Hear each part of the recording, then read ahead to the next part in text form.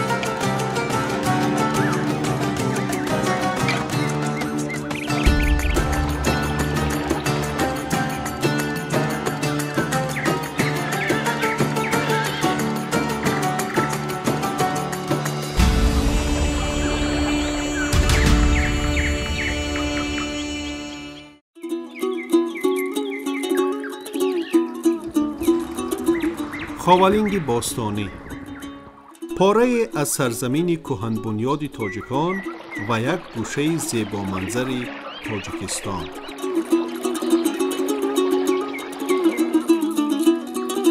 هنوز در سده‌های قبلی سیاحان و محققان معروفی که از بلجوان و سرخاسار و خاولینگ گذر می‌کردند، از تماشای طبیعت پراسرار و دلاویزش به حیرت آمده آن را کشوری زرخیز و گنجریز و شهر آفتابی خواندند.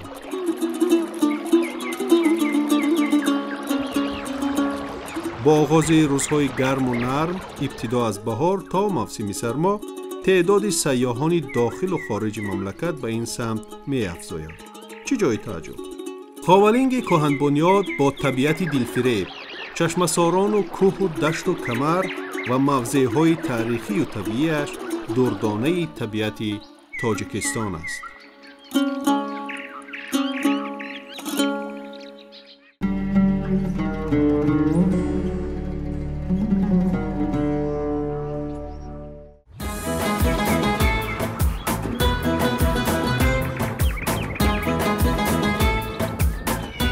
اینک سفر ما به سمت خاولینگ باستانی است. نفری که نیت تماشای خاولینگ را دارد، سفرش محض توسط آن همین شاهراه تخت و منفرش صورت می‌گیرد. راه تخت و هموار دلخواه سیاح را به دشواری به ناحیه خاولینگ می‌برد. دو طرف قد راه دشت‌های فراخ و گسترده سبزپوش، گل و گیاه‌های شفابخش، درختان سرسبز و دره‌های گلبیز و پراسرار. این همه آفریده‌های طبیعت معجزه‌کار است. تل و پشتکوهای پست و بلند دست به دست همدیگرند و جای دست و پای در هم کشیدند. از تماشای منظرهای دلفریب دل چون بهار می شکوفد، دیده ها روشن‌تر می شود. به قول حیات، طبیعت شاهاثری نادر است و هر صحیفه‌اش پر از معنی‌های عالی است.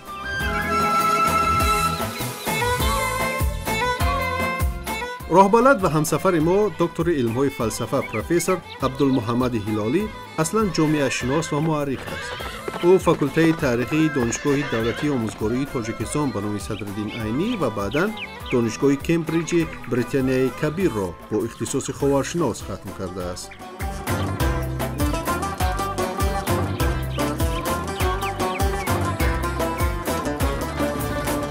از دوشنبه تا مرکز ناحیه خاولینگ تقریباً 200 کیلومتر راه است، اما تا آنجا ناحیه‌های دنغره، تیمورملیک و بلجوان، خم و پشته‌های سبز، موضع‌های آباد و خرم را می‌باید پس سر کرد.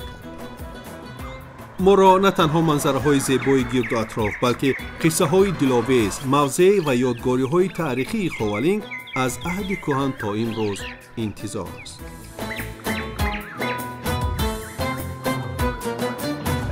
ناحیه خاولینگ یکی از گوشه‌های دلاویز تاجیکستان آفتابی است، بلکه نگین تابان است در سرزمین کهن بنیاد. خوالینگ در قسمت جنوبی تاجیکستان جای گرفته است و با حدود ولایت ختلان شامل می شود. مساحت ناحیه 1733 کیلومتر مربع را تشکیل می دهد. ناحیه خوالینگ از شرق به ناحیه‌های درواز و شمس‌الدین شاهین در شمال و شرق با ناحیه سنگوار، در شمال با ناحیه بلجوان، در غرب با ناحیه تیمور ملک و در جنوب با ناحیه‌های واسه، کولاب و ناحیه مومن آباد هم سرحد است. اصطلاح خوالینگ خیلی قدیمی است و تاریخش ریشه‌های باستانی دارد.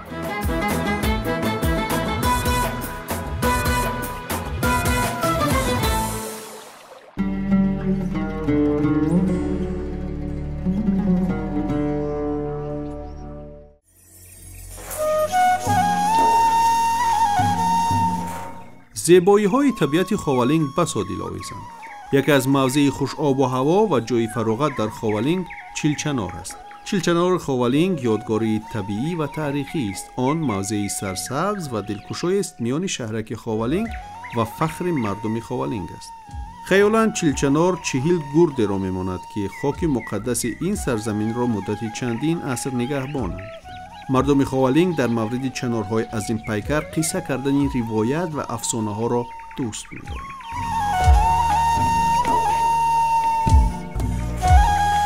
روایت است که در عهد کهن شاه عدالت پیشه این ملک چهارباغ دلکشای داشته است، خیلی بزرگ و 40 دختر ماه رخسار. از 40 اقلیم یا 40 کشور برای دختران شاه خواستگاران می‌آیند، اما شاه آبادی ملکش را از 40 دختر صاحب جمال و هنرمندش می‌دانست و سعی می‌کرد که برای دخترانش از جوانمردان بهادر ملکش همسر یابد. چون این پاسخ بر شاه همسایه نفارید و خشم آمد. لشکر کشید و همه را زیر و زبر کرد. چون شاه غاصب وارد چهارباغ شد، از دختران اثری نیافت، زیرا دختران نیایش می‌کنند که رویشان برای آن بدعفت نرسد و 40 دختر ماهلقا در چمنزار زیبا به 40 چنار تبدیل می‌یابند. بیشتری ها چنارها را 1000 ساله می‌خوانند و باز اندیشه رایج است که 40 چنار خوالینگ دست نهال‌های میزراب شاه.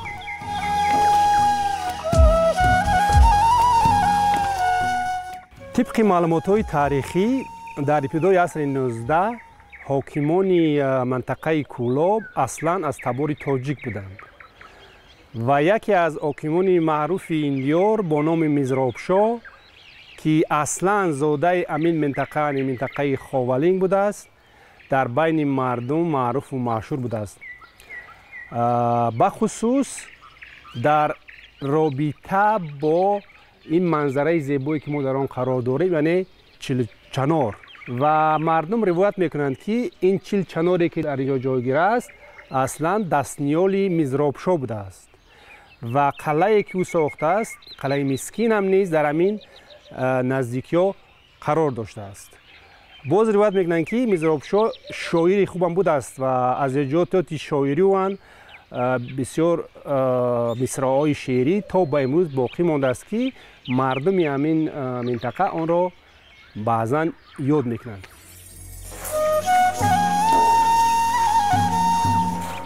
چیلچنار در عهد میزراب شاه در نزد قلعه حاکم تقریباً سال 1842 در نزد 2 چنار 900 ساله سبز شدند. روایت دیگری هم هست. آوردند که در حرب و ضرب خونینی در اینجا 40 جوانی بهادر به هلاکت میرسد. پس از مرگ 40 جوانمرد جوانمرد در این موضع 40 چنار قد میکشد.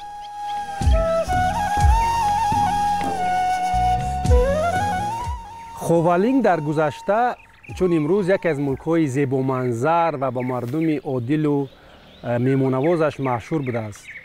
روایت میکنند که در گذشته برای این ملک خرم و زیبا بسیار شاهان و حاکمان دیگر کوشش میکردند که خوالینگ را ضبط کرده گیرند.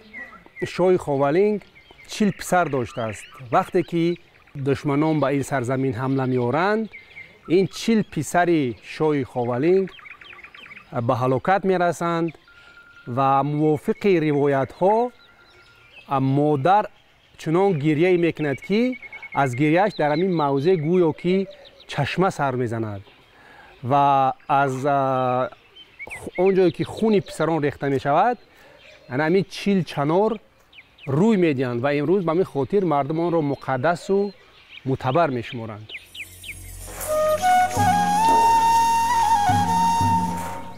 قصه های مردمی عجیبند و شاید حقیقتی هم در خود داشته باشند. کی میداند؟ هر آینه چیلچنار یکی از موضع های دلربای خاولینگ است. این موضع با فضای پاکیزه و بی‌غبار و منظرهای اطرافش شبیه افسانه زیباست و جای دوست داشته مردم خاولینگ و سیاحان و مهمانان زیاد است.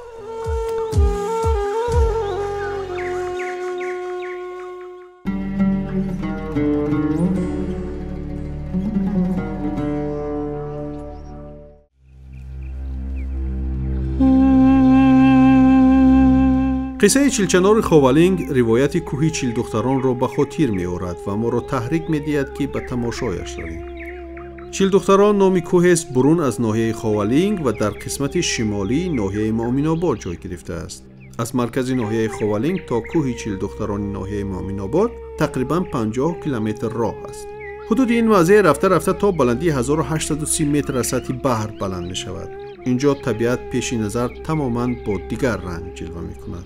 مشام را بوی سبزه و گیاه نورسته معطر می‌گرداند. کوه چیل دختران با شهامت و زیبایی یکی از گوشه‌های زیبا و سیر و سیاحت مردم ما و سیاحان برون مرزی است.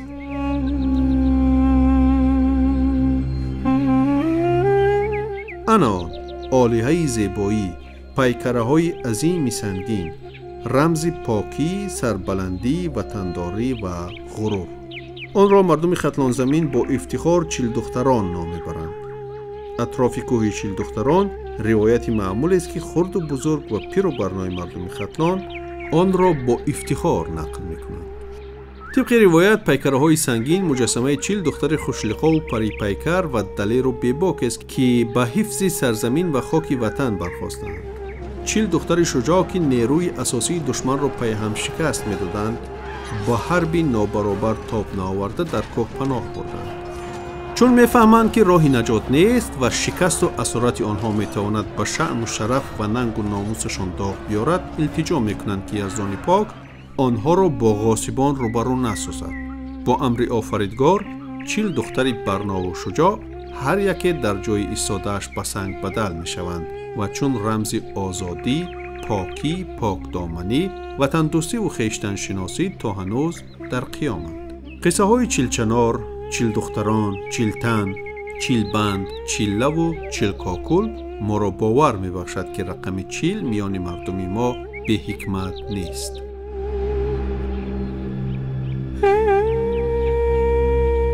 رقم چیل در افکار، عقاید و حتی تمدن مردم دنیا یک موقع و معنا و ماهیت مخصوص دارد. در کسمولوژیا، یعنی که در کسمولوژیای تصوف و عقاید مردم‌های فارسی زبان و بخصوص مردم آسیای مرکزی نیز این رقم یک معنای خاص دارد. چیزی دیگر این است که در کسمولوژیا که کیانشناسی تصوف که همین سین 40 سالگی این سین کمالات، یعنی انسان با تمام هستیش که به کمال میرسد و زندگی پره کاملی و آغاز میگردد. در مردم ما، در مردم تاجیک ما هم این رقم را مناسبت میدیم با بعضی جایهایی که اونا در است گویا مقدس حساب میگردند و نسبت به اونها یک مهر و محبت و اعتقاد دارند. این یک رمز است که چگونه مردم برای دفاع از شان و شرف خودشان، دفاع از وطن و از مرز و بومشان حتی به چیزا قادر هستند.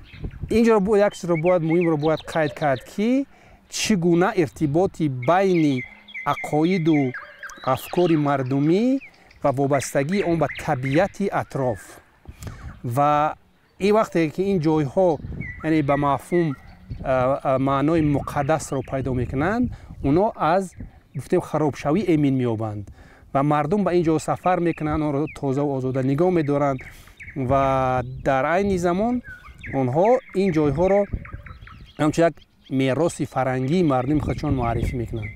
موضع چیل دختران یکی از موضوعهای تاریخی و فرهنگی مردم تاجیک به حساب می رود و امروز تمدنی مثلا فرهنگی مردم تاجیک یعنی یک جایگاه خاص را تشکیل میدهد. امروز این یک نمادی فرهنگی مردم تاجیک، پاکدامنی و وطن پرستی و خویشتن شناسی مردم یعنی تبدیل داده است. یک چیز دیگر را باید قید کرد که از لحاظ مثلا محیط زیست، یعنی مردم چقدر به همون محیط زیستشان به طبیعتشان یعنی محبت دارند که مثلا امروز به واسطه امین روایت ها اطراف و موضع های امین جاهای مقدس رو یعنی جاهای تاریخی و فرنگی رو یعنی مقدس حساب میکنند و برای حفاظت و برای مثلا رشد و برای همون نگاه داشتن همون حیث فرنگی خیلی تازه و آزاده نگاه میدارن و این روایت ها هم شاید به خاطر آن ایجاد شدند که همین مردم به هر یک سنگ و خاک و همون درخت و سبزه و طبیعتش خیلی یک محبت عمیق دارد، یک مهر محبت خیلی خاص دارند و به خاطر همین این روایت ها باز همون محبتی صمیمی آنها را خیلی واضح و روشن نشان میده.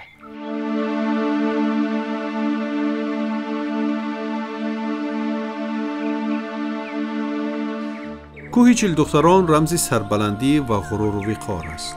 آن میان مردم از مقدسات وطنداری، صداقت و وفاداری به هر یک سنگ و خاک، مرز و بوم، از طینت پاک، سیریشت پاکیزه و مردم دلیر و کوه منظر قصه می‌کند.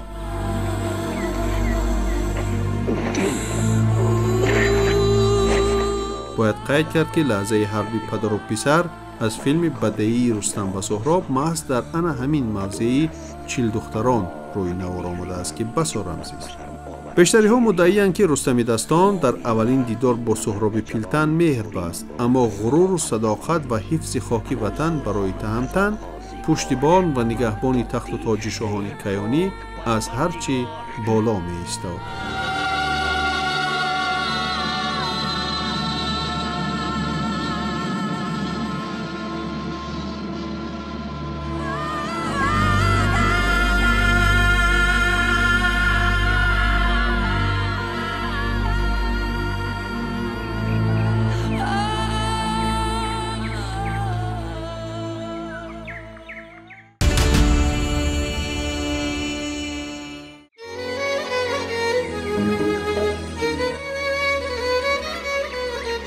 دره مختار یکی از موضع‌های شهرتیار و تاریخی است. آن زادگاه واسه قهرمان است. جایی که واسه نفس کشیده است، قدم زده است، بزرگ شده است. انا همینجاست. به قول در آن هم روح بزرگان است و هم اشک نیاگان است. امروز آن به آثارخانه واسه بدل شده است. در اینجا کس می تواند با عهد واسه دلاور پیوندد، از حیات و روزگارش معلومات بیشتری بگیرد.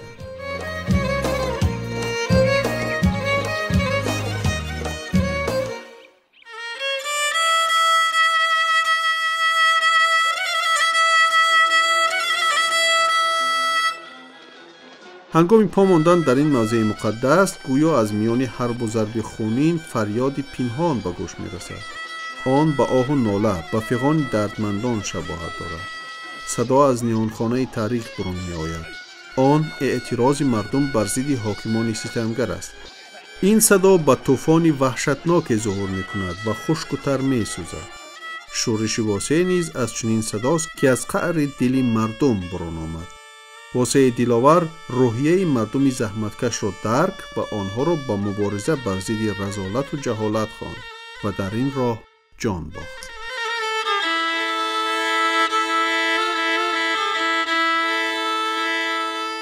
در این دره یکی از فرزندان برومند خلق تاجیک، قهرمان خلق تاجیک واسه زندگی کرده است، یعنی تا زمانی که به شورش دست زد و بعد اون در بخارا به قتل رسید.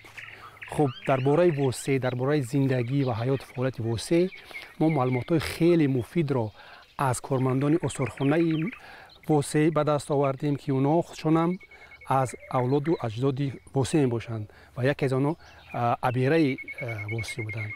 خب واسه در این محل زندگی کرده است و چطوری که میبینید جوسنگ واسه، خانه واسه، و درختی که خودی واسه به دستانش شنانده است آن درخت در این محل قرار دارند.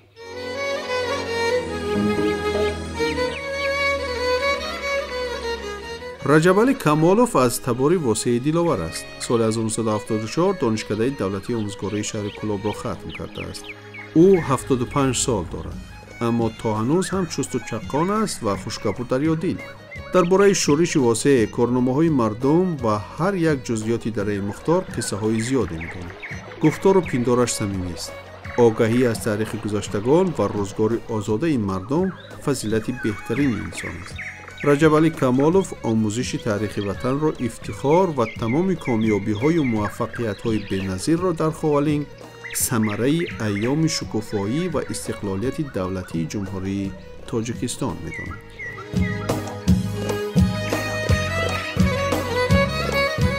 واسه غمخوری مردمی همین دیها بود، نه اینکه همین دیها کجایی که یک بیچاره و یک کمبغل بود همون غمخوری میکرد، دوست میداشت، وطنش دوست میداشت. دیوار خونه‌اش تا سال 1967 وجود داشت. شما دیدید؟ با چشم ما دیدم، با چشم. رحمتی پدرم همون سال 67 خونه ها را چپا کرد، خونه های نو کردن. بغیر از این درخت در قفای خونش همین درخت صده بود. درخت صده که تا ها دیرم من همون درخت صده همینجا هسته ما او را نگاه بین داریم. بغیر از این در همین قسم بالای این چنارا اساسا از دوره های بوبوکلانش موندگی هست. در قسم بالایی همین چنار سرفه هسته، سفره میگن. اونا خرسنگاش تا حاضر هم هستن، تغییر دادگی نیست. یگان جمع آمد میشید و یگان چیز میشید میامدن در اینجا مردم میشتن صحبت میکردن با یکدیگر. ساتم اولوغزاده 3 مراتبه در همین سرفه مردم همین قشلاق جمع کرد و از امونا پرس و پاس کرد برای اثر شورش واسه را نوشتن. 3 مراتبه آمد، 2 مراتبهش به یاد ما هستن. ما را رسم گرفت، صورت گرفت. همین چیز در خاطرم هست. در اینجا جوازخانه داشت. ما توی سر اصاب میگیم در قسم بالای قشلاق، از اینجا نمیتابند. در قسم همون بالای قشلاق توی سر اصاب میگیم باز داره همون سنگ آسیاب در چی وجود دارد، آثارخانه در همون. در اونجا جواز کرک میگن، همین لهجه آسیاب کرک میده که با آب بهاری همون گندمشون رو آرد میکردن. با که چی میشه گرم میشه او کم میشه. خب همونجا آسیاب کرد، در اینجا جواز کرد. مردم ها گفت که این مواداتون رو بیاوین، روغن بکشین، گندماتون رو آرد کنین. واسه در عین همین دوره های 35 سالگی 40 سالگی ده همین دوره ده و تاجر بود. با سمرقند و قوقان و دیگر جاها سفر میکرد، میرفت و میومد. وقتی که واسه آمد میشین میگفتن که واسه از قوقان آمد، واسه از بخارا آمد، واسه از حصار آمد. گفتن همین دوره ده همین مردم پیشواز میرفتن. واسه عصر آمده به همون مردم زیارت میکرد، و همه مردم خورد کلان زیارت میکرد و همه امونا را توفه میداد. خب سقیچه رنگ سوزن همه امونا را سوغات میداد است. خب آمدن بعد در بالای سرفه میشینشتب دستن و صحبت میکرد دستن. تو چه حال داری، تو کدام چیز دیگر از حال مردم با خبر میشد.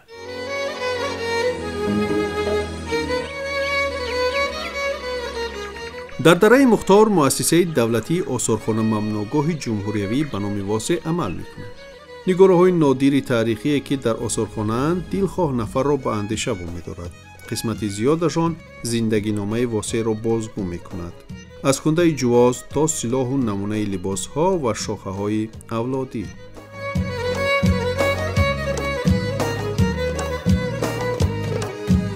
سال 1988 وقتی که 100 سالگی شورش واسه جشن گرفته میشه در خود همین دهه در مختار در ناحیه خوالینگ در قسمت بالای همین دهه یک آثارخانه خردک میکشند بخشیده به 100 سالگی شورش واسه که با نام باغ آثارخانه تاریخ شورش واسه فعالیت میکرد.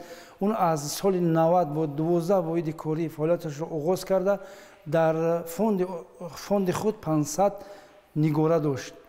500 нигора дошт ва аввалин роҳбарияти он падари ман Раҷабалӣ ки то соли 2015 ҳамчун ба ҳайси директор фаъолият мекард ва соли 2019 бо ташаббуси пешвои муаззами миллат як бинои хуштару ҳаво сохта барои мо тӯҳфа карданд ва 7 августи соли 2019 пешвои муаззами миллат ҳамин осорхонаро ифтитоҳ намуд ва дар қабат яъне рӯбарӯи он ҳайкали восеъ низ барафрохта шуд.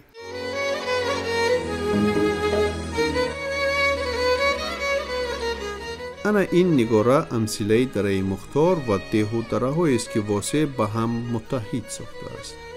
он то чашмаи Сурхансақова, мавзее ки восеъ гулхан афрохта мардумро ба шӯриш бар зидди ноадолатиҳои замон даъват мекард, тӯл мекашад.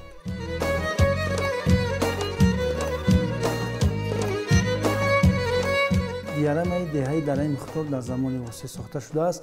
хеле ба мо шумо маълум аст, ҳамон чанорҳое ки худи хонаи восеъ дар онҷо ҷойгир буд дар шакли ҷавониашон аст. хуб ана ин хонаи восеъ ва ин ҷувозхона ва ин чашмаи чараке ки дар дохили хонаи восеъ буд инҷо сохта шудааст ва мардуми деҳа дар инҷо қариб 20 то 25 хоҷагиро ташкил медод аз даромади дарвоза то ин қисмати боло ва дар инҷо мардум аҳлона дӯстона зиндагӣ ва фаъолият мекарданд.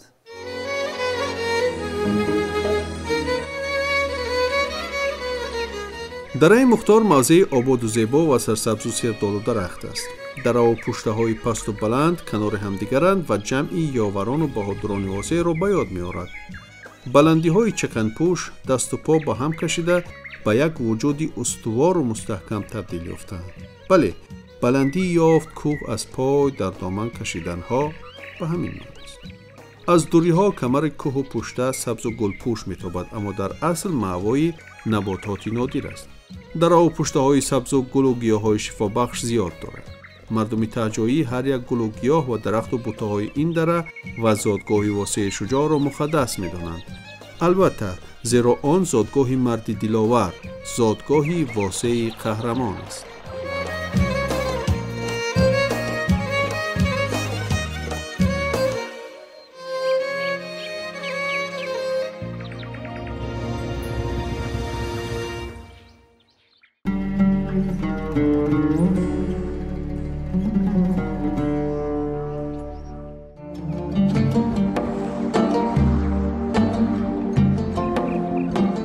سرزمین خوالینگ مقدساتی زیاد دارد. مردم هم مزار ایوب انصاری را مقدس می شمارد، هم اولیای زیلالک، هم حضرت برق سرمست، هم چلچنار و دره مختار و هم سنگ توده ها را.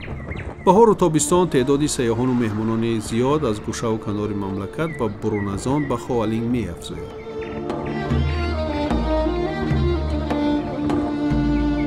قسمت به زیارت مقدسات خوالینگ آمده به سوی مزار حضرت سلطان راه پیش میگیرند.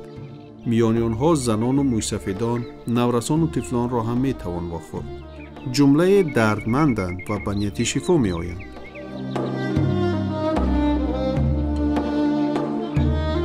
موضع سرسبز و آباد و زیبا و جای تماشا است اینجا. مردم از آب جانبخشش می نوشند، دست روی می شویند، از چشمه سنگ می جویند و پس می گردند. یک مراسمی دامنه دار است.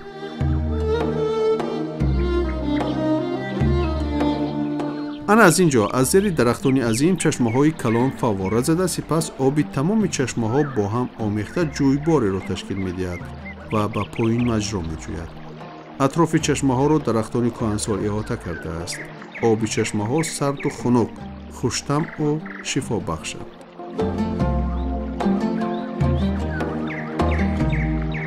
قسم میکنند که زمانی در این محل شخصی عابد و پرهیزکار و خیراندیش با نام سلطان زندگی میکرد و پیر و برنا احترام میگذاشت.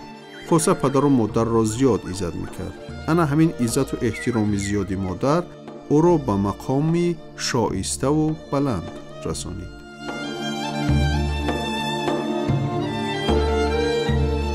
کاری حضرت اشتروانی بود. یک مبلغی که میگرفت روز خچه مادرشم میگذارم. و یک 15-16 کیلومتر بالا یک موضع کلان اشترچرا میگن به نام همیشتری حضرت میگه. وقتی که مادرشون بیماره آب میگه، میگه که مادرش خواب میبره، کاسه را در کف دست میگیره، ای نماز خفتن تا صبح صادقه بالای سر مادرش دمیسته که یکی مادرم دوباره آب نگه تاخیر کنه. وقتی که مادرش ویدار میشه که میبینه که آب در دست پسرش استادگی، آب مینوشه، صدقاً دعا میکنه که پروردگارا همه پسر مرا خداوند به سلطانی برسونه. انا دعای مادر در حق مستجاب میشه، این حضرت به سلطانی میرسه.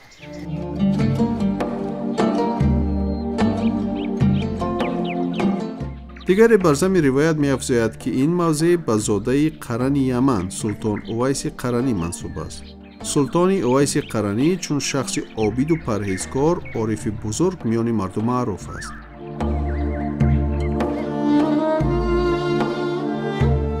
واقعاً کیستند این بزرگان که مردم آنها را احترام و احتیاط می کنند و پاس خاطرشان را در همه دور و زمان به جا می آورند؟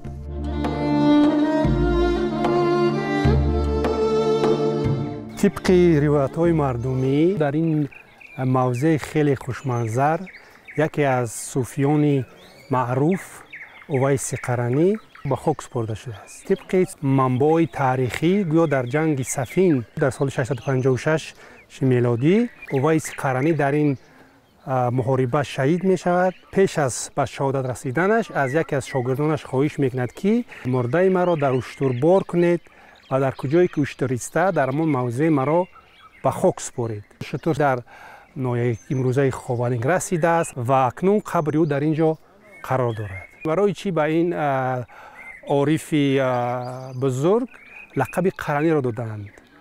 خب اینو میتوانم از سه لحاظ شرح داد. یکم قرن نام موضع است در نجد، یعنی در یمن. دوم قرن این به معنای یکی از قبیله‌هایی که در یمن زندگی میکردند و قرن دیگر به همین عارف مربوط است. به همین خاطر او لقب قرنی را دارد. در جهان 8 جور آرامگاه دارد و عراق دای، ترکیه دای، آذربایجان، افغانستان مزار شریف با یک جای دیگه دای، ازبکستان و در خیرونش همین حضرت که همین جمعه شترش که خواب میره و حضرت به خاک میسپارند. وقتی که شتر که میخیزه 5 تا چشمه میبرید. ای 5 اعضای شتر، سر شتر، ده پای پیشش، ده پای قفاش. اصلا درباره همین جای مقدس، جای بزرگ، جایی که مثلا بزرگان آمدند، معلوماتی علمی عمیق وجود ندارد. ولیکن لیپسکی در نوشته های خودش می نگارد که در همین موضوع ها ارچه عظیمی بوده است در نزدیکی دهه مزاریان که وی با لحظه های گوناگون لحظه بندی شده است و این از آن شهادت می دهد که این جاها در سالهای گذشته، در عصرهای گذشته نیز یک موضعهای خیلی مقدس برای مردمی همین محل بودند و مردم در این خاطر این جاها را خیلی مقدس میشمارند. حالا این موضع را مزار سلطان نام میبرند که این رابطه دارد یا ربط دارد به عارف بزرگ اویس قرنی که در سالهای 592 میلادی در یمن به دنیا آمده است و امروز یعنی یک موضع مقدس برای مردم محل محسوب می‌یابد. نه تنها یک موضع برای زیارت بلکه یک موضع برای تفریح نیست، یعنی برای سیر و گشت نیست، یعنی مردم محل استفاده میبرند. وقتی که مثلا ما درباره بزرگی همین جا یا که خود همون مزار یعنی سخن میرانیم، این هم یک شهامت به همون آبی روان و شفافی که امروز از زیر همین زمین یعنی فواره میزند، یعنی یک شماعت زیادی را علاوه می نماید که مردم با یک امید و اخلاص کلان، با یک مثلا مراد و مقصد خودشان میآیند از همین آب نوش جان میکنند. به مرتبه سلطانی رسیدن یا محبوب و مشهور شدن، این هم از عزت و احترام مادر است.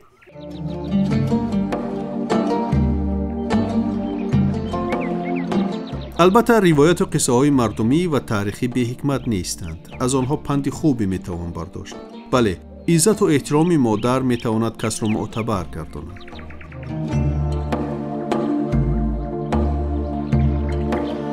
موضع تاریخی با آغاز از عصر 18 تا امروز چندین مراتب ترمیم شده در ایام شکوفایی و صاحب استقلالی مملکت با اقدام و دستگیری اساسگزار صلح و وحدت ملی پیشوای ملت پرزیدنت جمهوری تاجیکستان محترم امامعلی رحمان از نو بنیاد و آباد و زیبا گشت.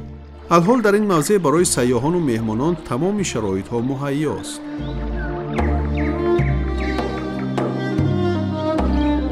مزار حضرت سلطان برای مهمانان و سیاحان زیادی داخلی و خارجی موضع دلربایی است که در طول سالهای زیاد شهرت و مقام این موضع عجایب و دلآویز را به اقصای عالم میبرند.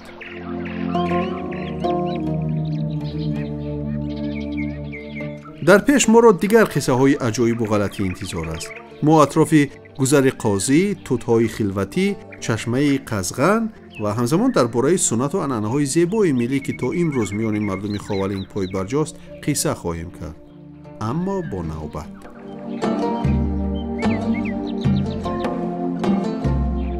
محله‌های گذر قاضی و توت‌های خلوتی با هوای صاف و معطرش معروف است.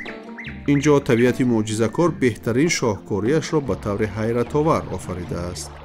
کنار دهه چشمه است که آن را مردم چشمه قزغن می‌نامند. اطراف چشمه را درختان کهنسال چنار احاطه کرده است. آن در گذشته‌های دور با نام گذر توت‌های خلوتی یا خلوتی، یکی از گوشه‌های زیبامنظر شهر قدیمی مونگ محسوب می‌یافت.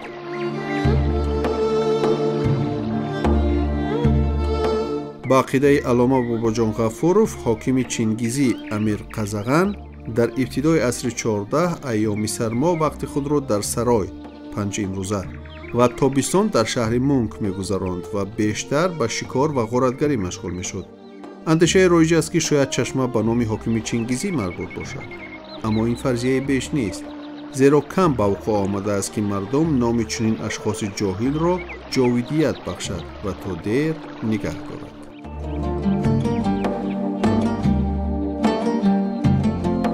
این موضعی که ما آل قرار داریم موضعی با نام قزغن یاد می شود در سرچشمه‌های تاریخی و علمی و این نسبت به جاهای ته دشت خیلی هوای معطر و تازه، خیلی یک جایی برای تفریح و برای مثلا استراحت کردن خیلی جای خوب است، چون هوای معطر و هوای تازه و نسیمی فارم دارد و در اطراف همین جاها چنارهای خیلی بزرگ واقع هست و چشمه هم موجود است که با نام چشمه قزغن پیشتر یعنی یاد می شد و الان مردم چون این جای استراحتگاه و تفریح هست مردم این را چشمه خلوتی نیز نام میبرند. در رابطه به این جایی که جای استراحتگاه هست مثلا در سرچشمه‌های تاریخی هم یاد شده است که در اینجا حاکمان دور آمده استراحت میکردند، یعنی امون جای فراغتی امین شاهان و حاکمان امان زمان بوده است. در زمان استقلالیت هم بینید خیلی یک فضای زیبا، یک جای آسایشگاه خیلی زیبا ساختند که امروز میتوان گفت که از ته دشت‌هایی که مثلا شهرهای پایانتری که مثلا ما بودیم در اینجا فضا و اقلیم و طبیعت اینجا خیلی یک زیبا است و آزاده و تازه است که کس حلاوت میبخشد.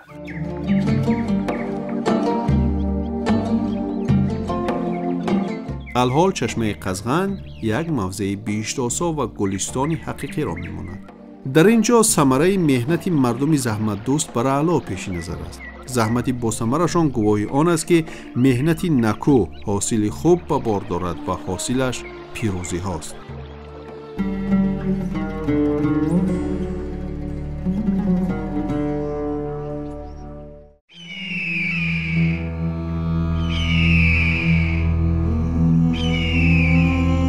خاولینگ سراسر کوهسار و چون همه مرزهای تاجیک نشین قدیم بنیاد است. طبق معلومات 95.2% ناحیه را کوههای بلند و استوار تشکیل می‌دهد. کوه برزنش سبزپوش است و گنج آفرین، پرفیض است و زرخیز. هر یک ده و دره خاولینگ موضع تاریخی است و تا هنوز اسرار زیادی ناگشوده دارد. به قبل هر ذره این خاک گره خورده نگاه است. نام‌های دهات خاولین چون دارابی و سامیان، توریان و تهموشب کس را به اندیشه وامی‌دارد. همزمان موضع و خم و پشته‌های گرد و اطراف نام‌های غلطی دارند و بر وقت و 900 سالها پیش وابسته به یگان حوادث یا مشاهده مردم در خیال و افکارشان پیدا شدند. دشت انگاره، باغ زاغان، دره چنگون، خم کروشک، خم زویر، کلدره، خانقاه بایموش، خانقاه سیوادره، خانقاه شهر مون و سریجت از این زمره‌اند. به اندیشه اوستاشناسان بایموش واژه اوستایی است. خانقاه باشد جایی را می‌نامند که در گذشته مردم پاک نهاد و پاکیزه زیستند.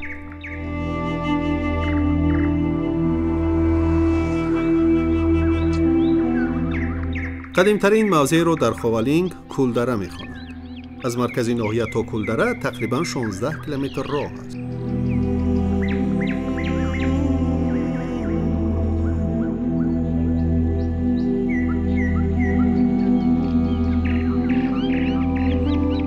کلدره بالاتر از دریاچه آبی مزار در کناری دهه‌ای خوش آب و هواست. پیراهای باریک از میانه دهه تا پایین دره سرازیر و قد تپه‌کوه بالا شده سیاح را به کلدره و اولین باشگاه آدمان جماعه ابتدایی راهنمون می شود. این موضع با پشته‌های بلند و هوای تازه‌اش فرق می کند. طبیعتش دلآویز است. هنوز گل و میسه زیر پا از شبنم سحرگاه خشک نشده است.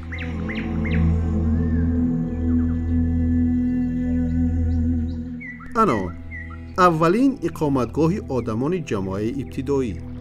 تصور کنید یادگاری تاریخی که بیشتر از میلیون سال عمر دارد. هنوز میانه های سالهای 80 قرن گذشته باستانشناسان تاجیک از قبط 12 خاک مسکن آدمان جماعت ابتدایی را یافتند.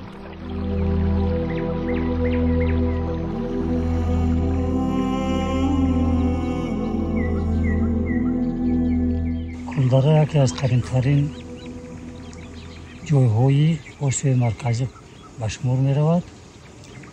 اگر در خاولینگ 48 قوت خواب به قید گرفته شده باشد، در کلدره 30 قوت خواب به قید گرفته شده است. همین علما باستانشناسا از قوت 11 و 12 باشگاهی پیدا کردن یافت کردن که همین باشگاه‌ها بازیافت‌های باشگاه‌ها محصول دست همون آدمای جماعه ابتدایی پالیولیتیک پایان بیشتر از میلیون سال به شمار می‌روند.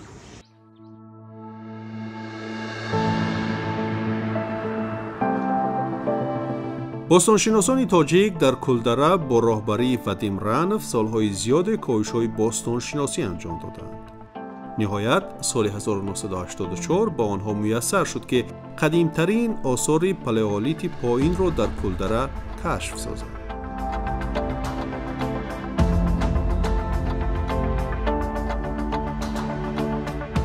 اصلا چخیل پیدا شد که گیولوگ دادانوف در روپروی دهه لاهوتی در اینجا با آموزش خبرهای خاک مشغول بود سال 1975 و ناگاه چشمش با یک بالاتای جنگی و شکاری روزگارداری مردم جماعه ابتدایی پالیولیتیک پایان که برخورد دیدم می‌نوره فوراً با پژوهشگاه تاریخ باستانشناسی مردم‌شناسی اکادمی علوم تاجیکستان مراجعت کرد و وقتی که اومدن دیدن اکسپدیسی آرکئولوژی برابری علوم نمایان باستانشناسی نمایان تاجیک وادی مرسر زندان هر سال اکسپدیسی اومده جو ادامه دادن. سال 1980 میسر شد که در همین حدودی که ما هستیم در همین حدود از قبط 11 و 12 خاک باشگاهی آدمای جماعه ابتدایی پیدا شد و بعد تحقیقات ها معین گردید در ابتدا که اکثریت همون 800,000 ساله هم. بعد از این جستجوها ادامه یافتن 850,000 ساله در مطبوعات به تب رسانده شد. بعد این در مجموع 950,000 سال. اما که آخران تا سال 1984 معین کرده شد که بیشتر از میلیون سال هستند در اینجا، یعنی که بیشتر از میلیون سال با قول نه حاضر کلمو خیلی در عموم هستن خیلی در فکر هستن که همین بازی افتا و همین یعنی که یادگاری کولرا 1,200,000 سال در مطبوعات در مثلا کتاب‌های درسی در همین قبول شده که در علم جهانی معلوم و معروف مشهور میشه.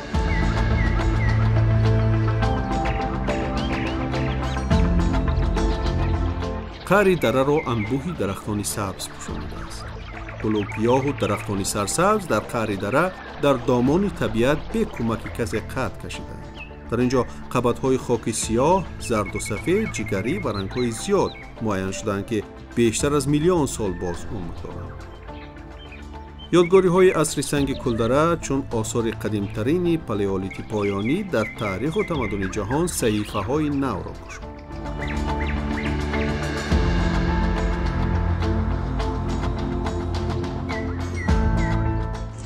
من سال گذشته یکم تا ششم از 52 دولت دنیا با مناسبت 100 سالگی کشف یعنی عصرستان قدیم عصرستان شدن در تاجیکستان بودن و یکم تا سیم در شهر دوشنبه در پژوهشگاه تاریخ باستانشناسی مردم شناسی اکادمی ملی علمی تاجیکستان اما که سیم تا ششم در همین کلدره خانقاه سوادره در باشگاه لوت 1 2 3 4 و به مزار در همین حدود سمینارهای شهرهای گذراندن.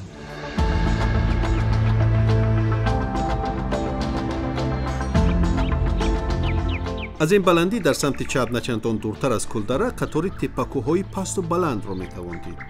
آنجا یادگاری نوبتی اقامتگاهی آدمان زمان پالئولیت پایان جماعت ابتدایی است.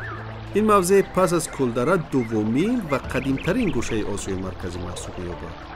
اما تا با آنجا رفتن نخست به دهه باید برگشت و آن را دور زده به سمت آفتابشین رستبار باید شد. از یاله سبز پوش به دهه پایین می شود.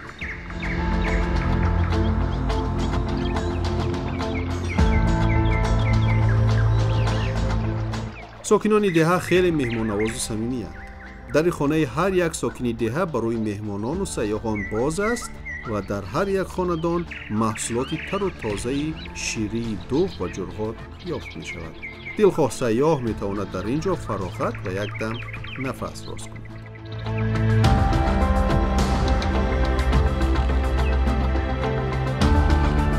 یادگاری نوبتی در قسمت شمال و شرقی شهر مونک قدیم در سرگه نسبتاً هموارتری دره پر اسرار و زیبای باستانی واقع گشته است. آن چون خانقاه سوادره یاد می شود. خانقاه سوادره موضع تاریخی و یکی از دهه‌های باستانی است و مثل کلدره در دره است که از طرف آفتابشینش فرامدگاه دارد. گرداگردی آن را تپکوهای نچندان بلند احاطه کرده است. قبض‌های زیاد خاک روی هم جا جا در شب و فراز گرداگردی دره به چشم می‌رسد.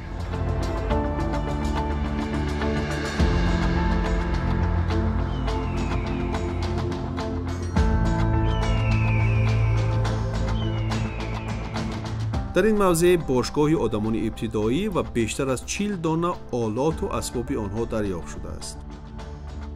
О, какой хороший камень! Сейчас я его чуть-чуть почищу ножом. Молодец, Хуршед. Еще خوب. باستانشناسان تاجیک به خلاصه آمدند که بازیافت‌های نادر تاریخ 800,000 ساله دارند، یعنی 800-900,000 سال مقدم آدمان جمعیت ابتدایی در اینجا مسکون بودند و از سنگ آلات مهنت ساخته شکار می‌کردند.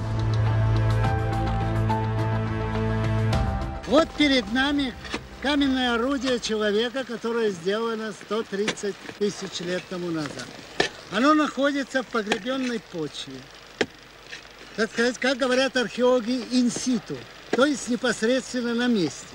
Так, как ее оставил это орудие древний человек, человек каменного века. Вот я достаю, я беру этот камень, который к нам, вот к вам, товарищи телезрители, прорвался через громадную глубину, так сказать, времени. И вот тут хорошо видно сейчас на этом камне, что вот здесь вот имеются такие выемочки, а здесь такие вроде бы шипы. Это вот такое зубчатое орудие прекрасно виден ударный бугорок, один из самых ярких признаков преднамеренной обработки камня. Здесь мы видим галечную корку. Это так называемая долечная техника, которая очень характерна для культур азиатского круга.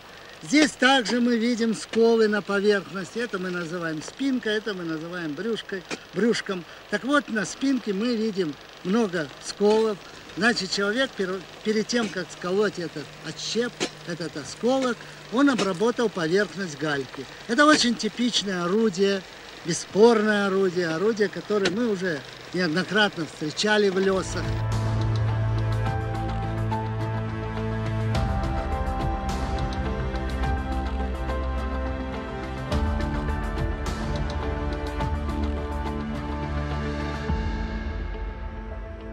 Палеоархеология, или, как мы говорим, археология палеолита, это археология, которая занимается самым древним периодом в истории человечества. Мечта каждого археолога – найти наиболее древнюю стоянку на Земле. То есть найти самый исток. На юге Таджикистана Хавалинский район. У нас есть здесь в Хавалинском районе стоянка Кульдара, которая 700 тысяч лет. Лесы – это пылеватая, желтая порода, которая покрывает водоразделы, склоны, долины во многих регионах мира. Глядя на этот разрез, мы можем сказать, какого возраста эти полипочвы и какого возраста этот участок разреза. И вот для четвертичной геологии, то есть для геологии последнего периода Земли, очень редко можно вот так глянуть и сразу увидеть миллион. Мне, как археологу, важно, что в этих разрезах, вот в этих палеопочвах, начиная с 12 и до 3, мы нашли остатки жизни людей каменного века.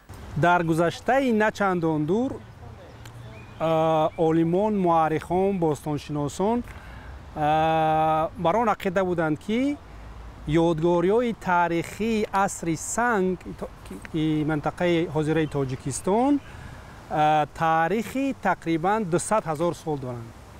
аммо ковишҳои охир бахусус ковишҳо дар ноҳияи ховалинг исбот карданд ки ана ёдгориҳои таърихи асри санг таърихи зиёда аз 800 000 солро доранд ва дар ноҳияи ховалинг қариби 40 намуди ҳолотҳои сангин ёфт шуданд ва ин аз он гувоҳӣ медиҳад ки дар ин минтақа мардум ҳанӯз аз давраи асри санг ба шикорчигӣ ва дигар касбу кори амондар, моҳигирӣ ва дигар чизҳо машғул будастанд ва аз олотҳое ки аз санг сохта шуданд дар зиндагии ҳаррӯзаашон истифода мекарданд.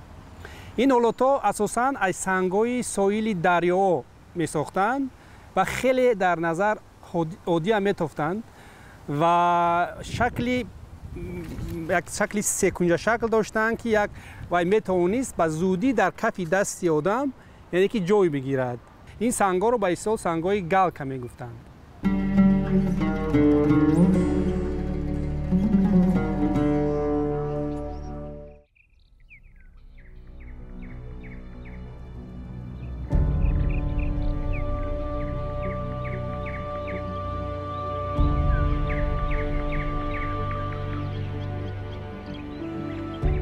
таърихи ховалинг то ҳанӯз асрори зиёд дорад. ин гуфтаро 5 сангтӯдаи ховалинг далил аст. калонтарин сангтӯда дар наздикии деҳаи тагиҷар, сетҳои дигар дар ҳудуди деҳаи чуқурак ва тӯдасанги панҷум дар наздикиҳои деҳаи навободак аст. онҳо ҳанӯз ибтидои солҳои 80 таҳқиқ шудаанд.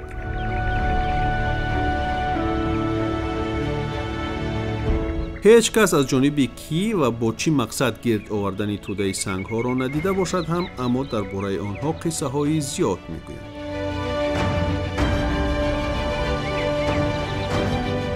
қисмате ривоят мекунанд ки замоне дар гузаштаи дур сели вазнине омада марзҳоро бо санг пур кардааст. мардум сангҳоро аз сел раҳат чида ҳар ҷо тӯда карда заминро барои кишт омода карданд.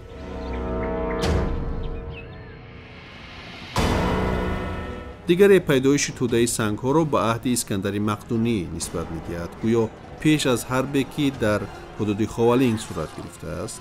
اسکندر با سپاهیانش می‌فرماید که یک تایی سنگ به اینجا پرتایند و در بازگشت یک سنگی بازپس بگیرند. از آن مقدار تلفات سپاهش را می‌فهمیده است.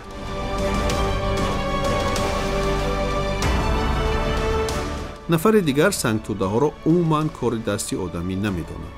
واقعاً سنگ‌توده ها چگونه پیدا شدند؟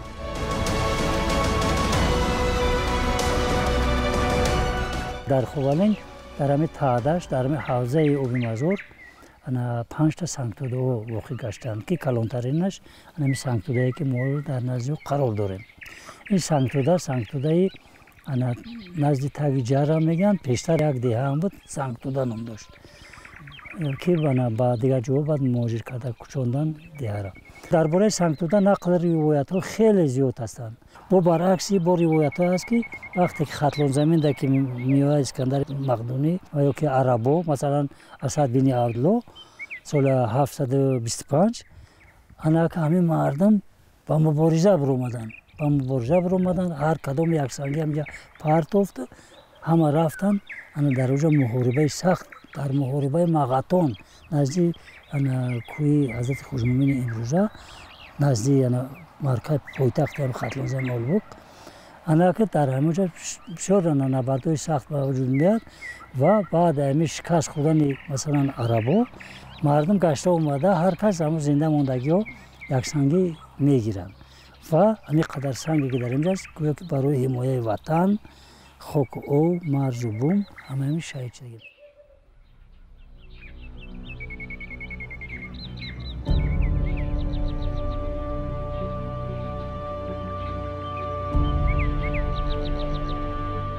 در حقیقت سنگ‌توده ها اسرار عجیبی دارند. تا هنوز به باستانشناسان و مورخان با پررگی گشودن اسرار سنگ‌توده ها میسر نشده است. اما حفریات قسمتی از سنگ‌توده ها بعضی از نتیجه ها را بازگو کردند. هنگامی آموزش سنگ‌توده نزدیکی دهه نوابادک معلوم شد که دور آن 32 متر و بلندیش 170 سانتی متر بود.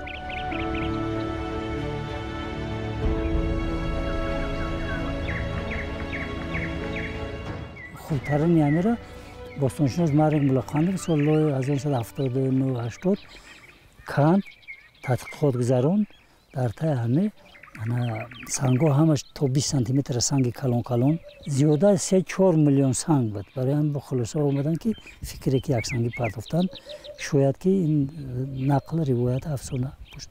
خلاصه هم جای تنگه ساسانیان میوان، بعضی پروی سفولات میان که از عصر 6-7 هم خیلی بود به تاش پر کندگی و آموختگی نیست. در آینده باوری هست که تحقیقات ها گذرانده میشوند، من بگم که آموخته میشوند و صحیفه های نو پناه باوری هست که در تاریخ خلق تاجیک الهام میکردند. توده سنگ ها در بسیار نقطه های جهان بخصوص در آسیای مرکزی وجود دارند و در گرد و اطراف این توده سنگ ها روایات و تاریخ های گوناگون وجود دارند و مردم ها رو به طرزهای گوناگون شرح و احضا میدهند.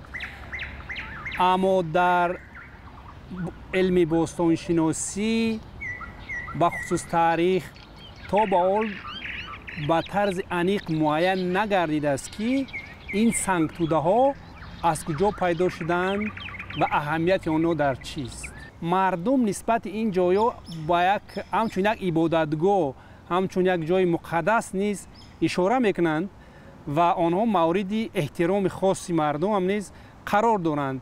اینا هم البته از آن شهادت میدهند که چگونه مردم توسط این سنگ توده ها تاریخ خود را، ارزش های فرهنگی و ملیشان را نشان میدهند و در بسیار علتها از آن افتخار هم میکنند. تا به امروز این خودی ساختمان این سنگ توده ها، پیدایش آنها برای همه ما یک معما باقی میماند.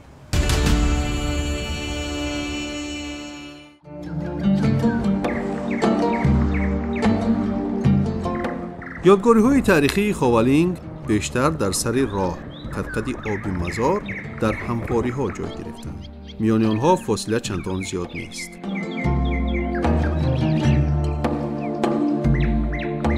در نزدیکی دهه چپیوال قلعه با نام چپاکا و خیشتپا میان مردم معروف است. ضمن حفریات در زیر خیشتپه دهه چپیوال معبد بودایی کشف گردید که به قول باستانشناسان خیلی نادر است. مردم تاجایی قصه میکنند که خیشتپه را پس از انجام حفریات دوباره با خاک روپوش کردند.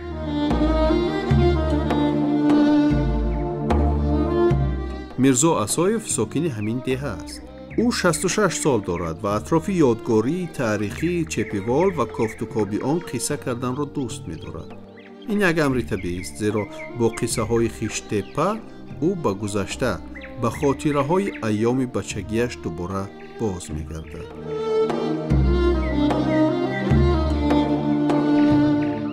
تقریباً 28 ساله بودم، 29 ساله بودم، کنده نمیده. اینجا می اومدم خونمون اینجا بود. او بسیار چیزا رو مثال کار میکرد، میگو یاردم کنین، بیلا رو میبردم خونه رو میمون. بعد هر جا بچه‌ها رو میوارد که کار کنین، قدیم یاردم کنین، خاک میبروردن. وقتی از کاب که همی جای اساسیش که میومد که همه رو میبرورد، دیگه خودش کار میکرد، دیگه هیچ کس کار کنین نمیومد. مرگ ملقاندو دیگه اون کسا کار کنین نمیومد. او یک روز هم که بود، او روز هم میگفت که تو دیگه در کار نیست، تو برای که من خودم کار میکنم. طلبا کار میکردن، یوسف شاه یعقوب اونم رو آورده بود. یک هفته هم جایی ایستادن، چی خیر چی کردم مستخو کام رفتم، چی یادگاری رو گفتن شمه میبریم، گیرو میبریم میمونیم.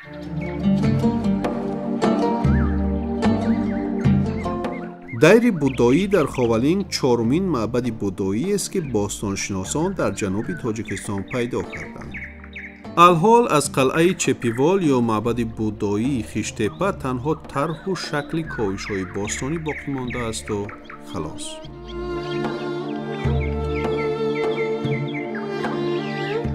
این یادگاری‌های اینجا از سال 1978-79 سال کرده باستانشناس مارک میخائیلویچ ملوخاندوف همین کشف کرده. با باستانشناسان دیگر تحقیقات‌های زیادی گذراندن و معین کرده شده است که همین معبد بودا عصرهای 7-8 در بر باقی مانده‌های همینجا بعد اون چیزی با جفته که به دست آمدن، ستوپ‌ها مثلا موهای سری بود، دیگر قسم‌های شکسته پرتفتگی یا افتادگی هستند. همین ستوپ‌ها بگین زیر ستوپ‌های کلان دیوارهای رنگ‌های هر خیلی رنگا همین در آثارخانه ملی جنوب تاجیکستان به نمایش گذاشته شده هستند.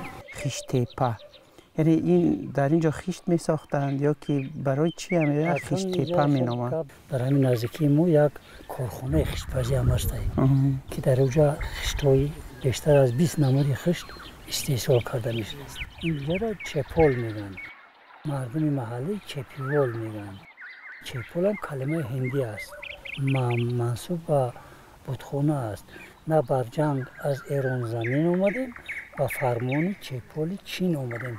شعر است میخوام است.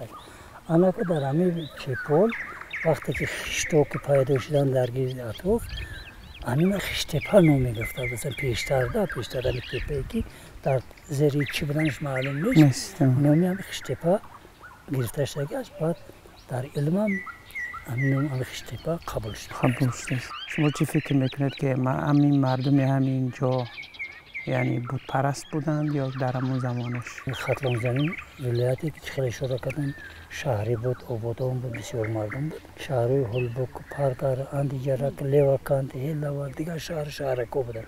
نظر به همه همین شهرها شهری کلانترین شهر مونک بود. در زمانش هم در اینجا شهر آبادان که بود، همینجا برای همون تاجران و برای مثلا همون مردم و برای همین معبدی بود و برای سیاح‌ها دیگر رو که می اومدن طاعت عبادت خودشون رو میکردن.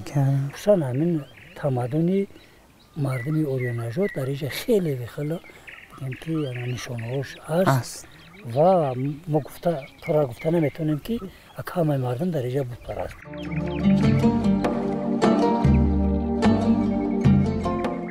بیشتری از صنعت و هنر و آفریده‌های آدمان عهد قدیم تا هنوز نادر و بی‌بهایند.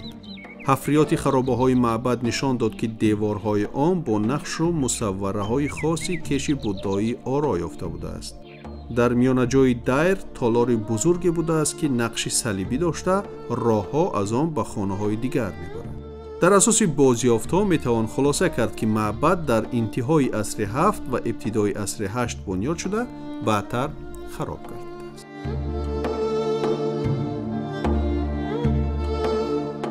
طبق بازیافت‌ها و نوشته‌های مورخان، یعنی خیشتپه در زمان تا اسلامی یک معبد بودایی بوده است و وقتی که در اینجا کاوش‌های ارخئولوژی گذرانده شدند از تی امین جا، امین تپه، یعنی بازیافت‌های یافت شدند که به استوپه‌های بودایی یا که محراب‌های بودایی تعلق داشتند. بعضی بازیافت‌های را پیدا نمودند که با رنگ‌های سرخ و کبود و دیگر رنگ‌های یعنی گوناگون رنگ پیدا شدند که نشانه از هنرمندی، از کلالگری یا که یعنی از رنگسازی همین مردم را نشان می‌دهد.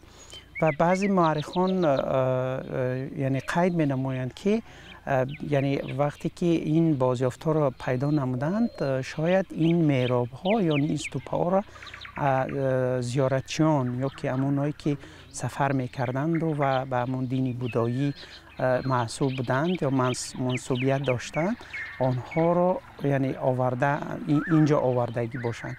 در اینجا بعضی عالمان اشاره میکنند که دین‌های دیگری تا اسلامی، مثلا آتش پرستی یا که یعنی که مردمایی که به آتش یعنی اعتقاد داشتند، یعنی اینجا بازیافت‌هایی را پیدا نمودند که ما از همون باشگاه‌هایی که امروز دیدن نمودیم خیلی دقیق و واضح و روشن معلوم است.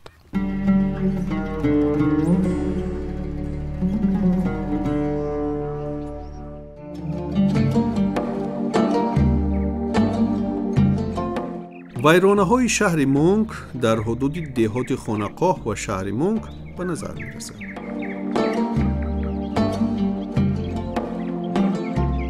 تاجای شهر قدیمه مونک در سده قبلی در نتیجه تحقیقات اکسپدیسیای علمی پژوهشگاه تاریخ اکادمی ملی علم‌های تاجیکستان معین شده است. شهر مونک در گذشته از حدود دهه تگیجر تا مزار سلطان اویس قرنی و شهرک امروزه خوالینگ را در بر می‌گرفت.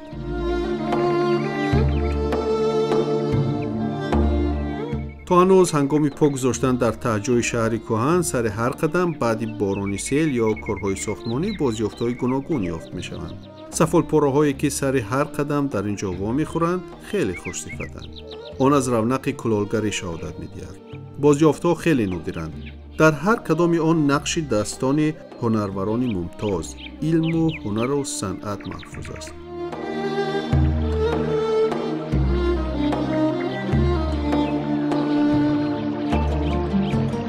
سر قدم در اینجا یادگاری‌های تاریخی به چشم می‌رسد. چقدر که حاضر همه جا سازپوش است، همه چیز انا در همین تهجای همین شهر که نزدیکی ریگستان شهرستان شهر دمو قرار داریم، شهر کهن شهر مونده در همینجا بسیار یادگاری‌های تاریخی است. قبات به قبات اینجا بیشتر از 25 نمود خشتو در عمارت‌سازی‌ها استفاده بوده شده. خشت پخته‌ای 25 به 25 اندازش بلندیش 5 سانتیمتر همین خشتو در اینجا استفاده بوده میشه. غیر از این تمام نمود صفولات و تمام چیزا در اینجا یافتن ممکن است. اینا که در اینجا اگر ببینم همینجا دیار هستن. اینجا حتی رنگاش رنگ سبز سرخ و نمیده پراحت هست.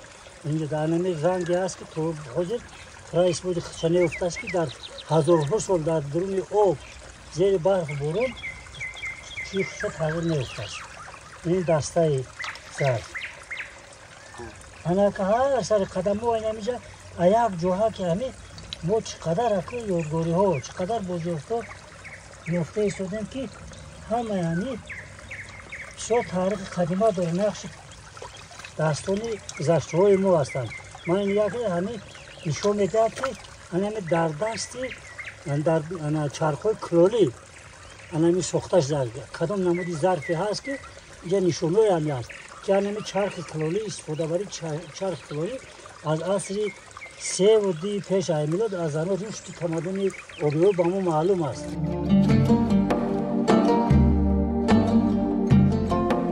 مونک قدیم در گذشته شهری بوده است خیلی آباد و زیبا و با مردم بسیار و در مدت چندین عصر شکوه و جلالت داشته است. از نوشته‌های جغرافیدان معروف ابو اسحاق استخری برمی‌آید که مونک شهری بسیار بزرگ و از هولبوک کلانتر بوده است. بنیاد چنین شهرهای آباد در حدود ختلان نشانه است از رونق و نموی آن در عصرهای میانه. بازیافت‌های باستانشناسی و یادگاری‌های تاریخی ثابت می‌کند که مونک در عصرهای 9-12 نیز خیلی آباد و ترقی کرده بوده است.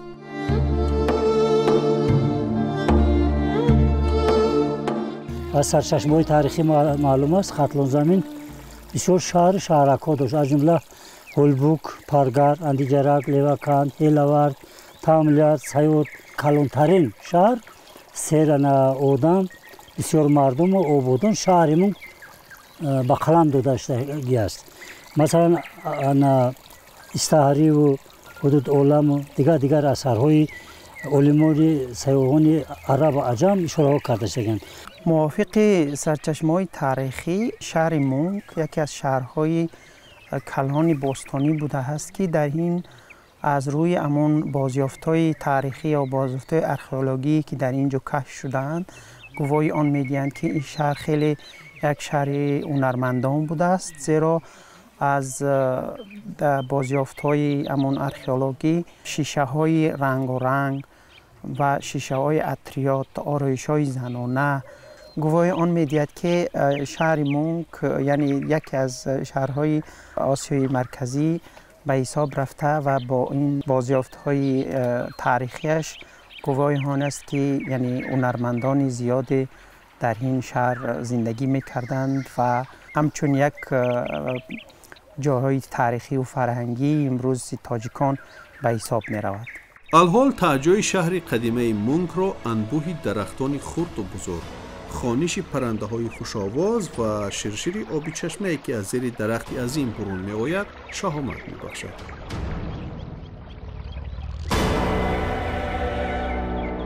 آبی چشمه سرد و خنک است. آن را چشمه شفا و بعضاً وقت قدمجا هم می‌نامند.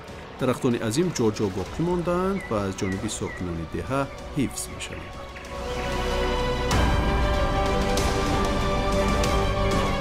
حالا ما در نزدیکی یکی از چشمه شفایی شهر مونک، شهر کلانترین ختلان قرار داریم. همین شهر بسیار چشمه ها داشته در وقت چشمه کلان، چشمه مثلا آب در اونجا هسته، چشمه طلایی و دیگر نام داشتند.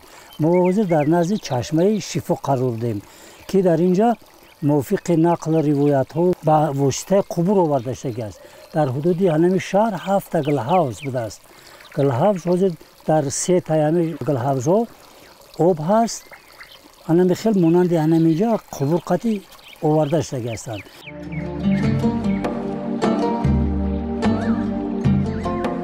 مونک کهن یادگاری‌های زیاد و نادری تاریخی را در خود محفوظ می‌دارد. اسرار زیاد زیر خاک کهن بنیادش ته به ته خفته است. گویا از قعر قرن‌ها آواز نیاگان می‌آید، با سرودی چشمسار می‌آمیزد و به ما پند می‌دهد. گذشته را فراموش نکن، وی معلمی آینده است.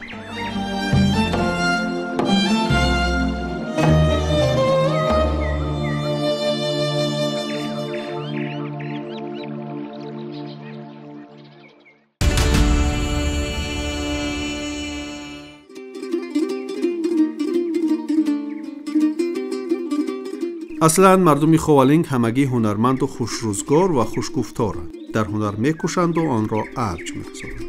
آیا میتوان منزل مردم کوهستان را به دنبره و دوتار تصور کرد یا به گلدوزی‌های چکن؟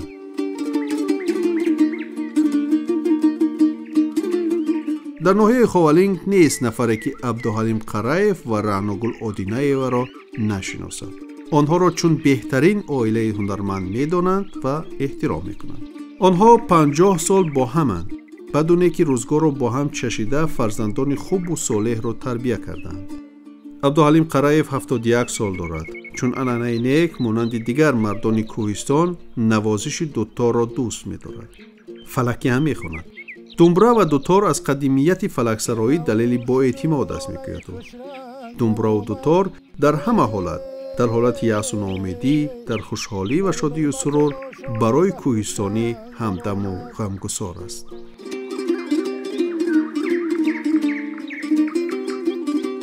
هنر گلدوزی و دمبره و دوتار از ازل خاص مردم کوهستان بود.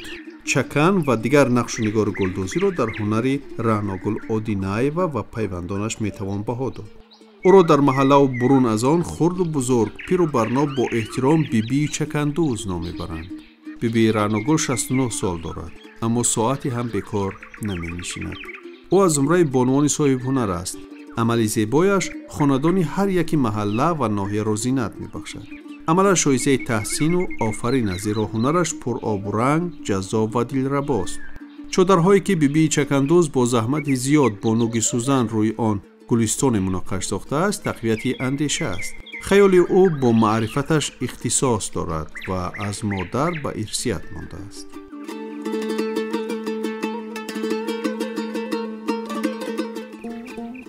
جومه دارم، کلتچه میدوزم، شیرازی توقی میدوزم، شیرازی پوچه میدوزم، رفیده میکنم، قراغ دوزی میکنم.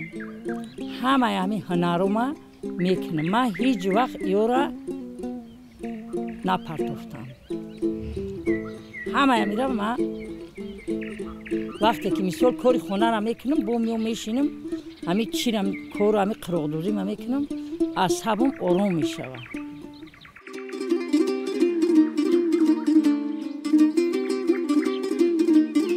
بیبی رعناگل سعی میکند که هنر زیبای مردمی منبع نیز رواج یابد و به یگان نقصان چون میراث اصیل نیاگان با آیندگان ماند. با قولش بهترین کاری که انجام داده است جلب دختران جوان به این هنر است. تلاش می‌ورزد که پیوندانش نازکی‌های سوزنی و گلدوزی را از خود کنند و آن را رونق بخشند. اصلا او توانسته است که در سوزنی و بردیواری، تاقی و کرته چکن نقش و نگار قدیمی اجداد را تا امروز پای برجا نگه دارد. بیبی چکندوز رجبگل میرزاده را از بهترین شاگردان خود می‌داند. رجبگل 17 ساله است و از بیبی چکندوزش نفاست و لطافت گلدوزی را می‌آموزد.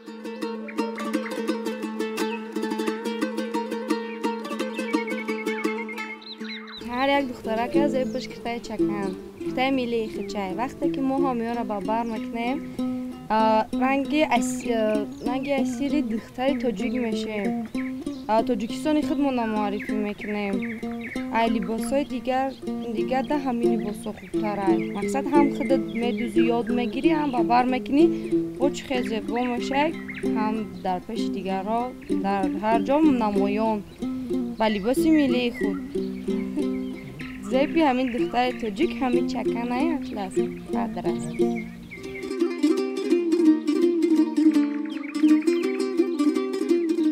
آفریده های رعناگل و شاگردانش زیبا و دلربایند. خیال رنگینشان در آثار دستانشان فراوان به نظر می رسد. هنرشان قصه‌گویی، تاریخی رشد صنعت گلدوزی تاجیکان در دوام قرنهای کهن است. زیبایی و لطافت ترکیب‌های نقش و نگار ملی برای نسل امروز و فردا آهنگ‌های حیرت انگیز را از حیات و روزگار خلق تاجیک، تاریخ و فرهنگ و هنر تا امروز در خود نگه داشته دلپذیر و دلآویزند.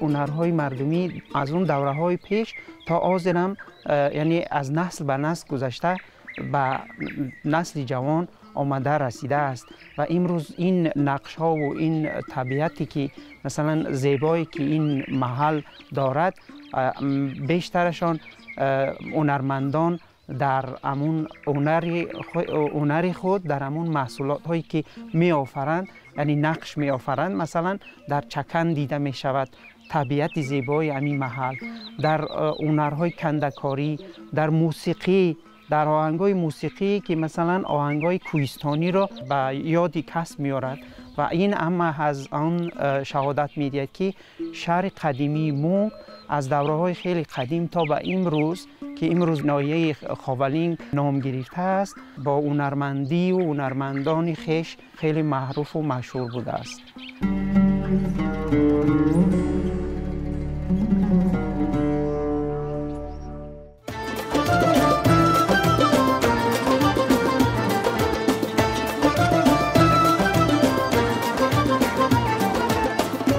استقلالیت دولتی و سیاست خردمندانه اساسگذار صلح و وحدت ملی پیشوای ملت پرزیدنت جمهوری تاجیکستان محترم امامعلی رحمان به خاولینگ عمر دیگر بخشید و به این سرزمین کهن بنیاد نفاست و نزاکت تازه اهدا کرد. آن ایام استقلالیت عمر دوباره یافت، شکوه و شهامتش افزود. در مرکز معموری ناحیه خاولینگ در یک مدت کوتاه انشاءات‌های خرد و بزرگ قامت افروخته آن را شکوه و شهامت بخشید.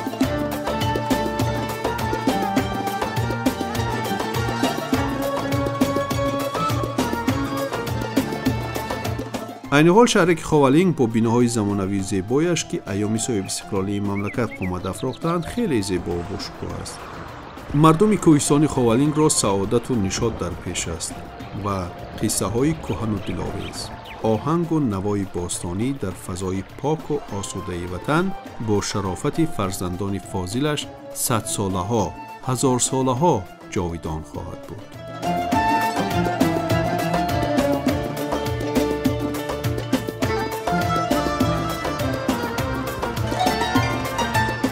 اینک سیاحت ما به خاولینگ باستانی، به یک گوشه زیبای دیار، به سرزمین خورشیدی، به کوههای بلند و پراسرار، به سرزمین زرخیز و گنجریز، شهر آفتابی و سیر تاریخی با گذشته دور اجداد انجام یافت. تأثیرات عجیب و خاطرمند است.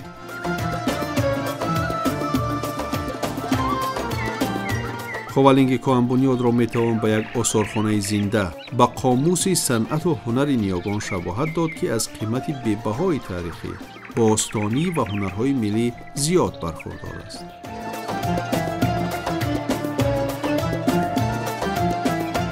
این همه معجزه‌های طبیعت، زیبایی‌های حیرت‌انگیز، یادگاری‌های کهن تاریخی و روایت‌های دلنشین را میتوان تنها در یک گوشه سرزمین جوان و کهن بنیاد، پیشت آسا و نگین تاج دنیا واخورد که آن را نام تاجیکستان است.